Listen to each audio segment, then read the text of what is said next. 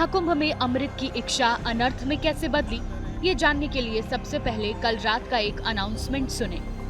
आप पहले आ गए हैं तो आपको सबसे पहले अमृत मिल जाना चाहिए। सभी श्रद्धालुओं से करबद्ध निवेदन है, उठे उठे उठे।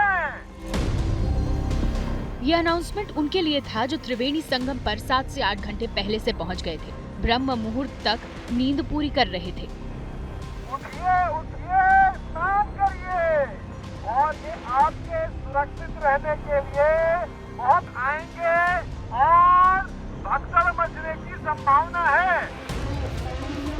संभवतः लोग इस फेर में नहीं उठे कि स्नान ब्रह्म मुहूर्त में ही क्यों न करें, और पहले आए हैं तो पहले ही क्यों न करें।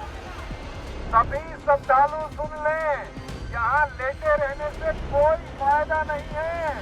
जो सोवत है तो खोवत है। आशंका सच हुई, सोने वालों में कई ने जिंदगी खो दी। जब रात 1 से सवा 1 बजे के बीच श्रद्धालुओं की भीड़ अचानक बैरिकेड लांघकर संगम नोज की तरफ दौड़ पड़ी। लोग पुलिस के रोके ना रुके।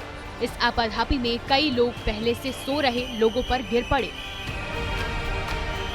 1 बजे के लगभग मतलब इतना भीड़ ज्यादा हो गया था कि बहुत जन नहाने के लिए गए थे। 4-5 औरतें ऑन द स्पॉट डेथ हो गया। कल शाम को 6 से 7 के बीच में चेतावनी दी गई थी, लोगों को उठाया भी गया था विसल बजाकर और हॉर्न से कि यहाँ से चले जाइए, रेन बसेरों में जाइए। बाकी लोगों के पास में जगह नहीं होने के कारण यहीं पर वो सो गए थे। 12 से 1 से 2 के बीच में इतनी भीड़ हो गई थी, पाँव रखने की जगह नहीं थी। इस भीड़ में महिला पुरुष हर उम्र के लोग थे। चंद सेकंड में ये हालात बन गए कि समझ ही नहीं आया कि हुआ क्या और भागे कहाँ। अचानक से जो है एक मॉब आया, भगदड़ मची और भगदड़ में लोग एक दूसरे पे चढ़ते हुए कूदते रौंदते चले गए। जितना मेला उधर फोर्स लगाए हैं उसकी आधी भी फोर्स इधर डिप्लॉय कर दे तो ये सारा सिस्टम ना हो पाता जो होगा। कुछ ही मिनटों बाद भयानक दृश्य था। त्रिवेणी घाट पर कपड़े, थैले, चप्पल, बर्तन बिखरे पड़े थे और चीख पुकार मची हुई थी। जाने और आने वालों का तालमेल इतना बेकार था वहाँ कि लोग धक्का मार रहे थे आने के लिए और धक्का ही मार रहे थे जाने के लिए। जनता इतनी भीड़ थी, उधर से नहा के निकला था, इधर से जा था। इतनी भीड़ हो गई और इधर बैरिक लग गया जाए।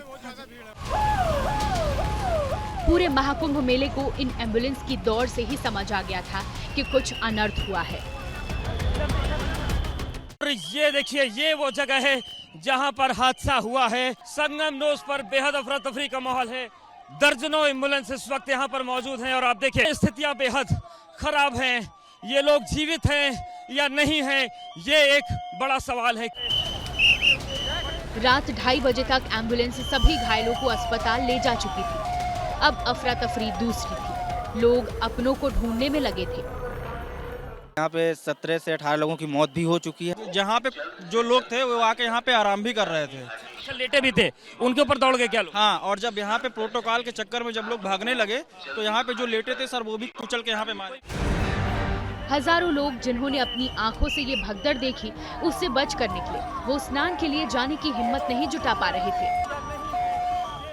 इतना सबसे गलती जो प्रशासन की है, इतनी फोर्स लगी हुई, इतनी पुलिस लगी हुई है, कम से कम उनको देखना चाहिए। बीच में सारे भीड़ इतना मच गए तो उसी रास्ते सब लोग जा रहे हैं, उसी रास्ते सब लोग आ रहे हैं। वहाँ पे मतलब पुलिस कोई लगी नहीं है, वहाँ पे आदमी सो रहे हैं, वहाँ पे सो रहे। वहाँ पे इतनी जगह नहीं थी कि आदमी जा सके, नहाने के लिए नहीं जा उसकी। इधर से उधर से कोई सिस्टम नहीं है किधर जा रहा हो। आदमी इतना लेटे हुए हैं, हम लोग भागे पर इधर नहाया, हम छोड़ दिया। मानना पड़ेगा कि 1.5 घंटे में हालात संभाल लिए गए।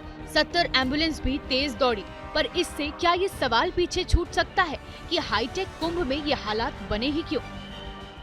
उठिए उठिए, स्नान करिए और ये आपके सुरक्षित रहने के लिए बहुत आएंगे और भगदड़ मचने की संभावना है।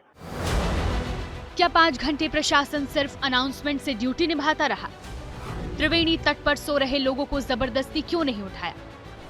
पहले से लोग जमा थे तो पीछे से भीड़ क्यों आती रही? 60,000 सुरक्षा जवान भीड़ को क्यों नहीं रोक सके? क्या रात को हेलीकॉप्टर निगरानी से भीड़ का अंदाजा नहीं लगा? क्या एआई फीचर वाले सीसीटीवी से भीड़ का अंदाजा नहीं लग पाया? संगम तट पर आने जाने के रास्ते अलग अलग क्यों नहीं थे? ये वो पते के सवाल हैं जो हाईटेक महाकुंभ के दावों से अब परमानेंट चिपक से गए हैं।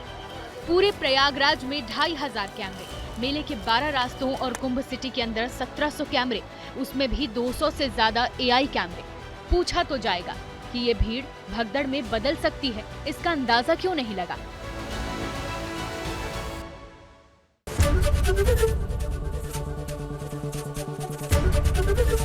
ABP गंगा, खबर आपकी, जुबान आपकी।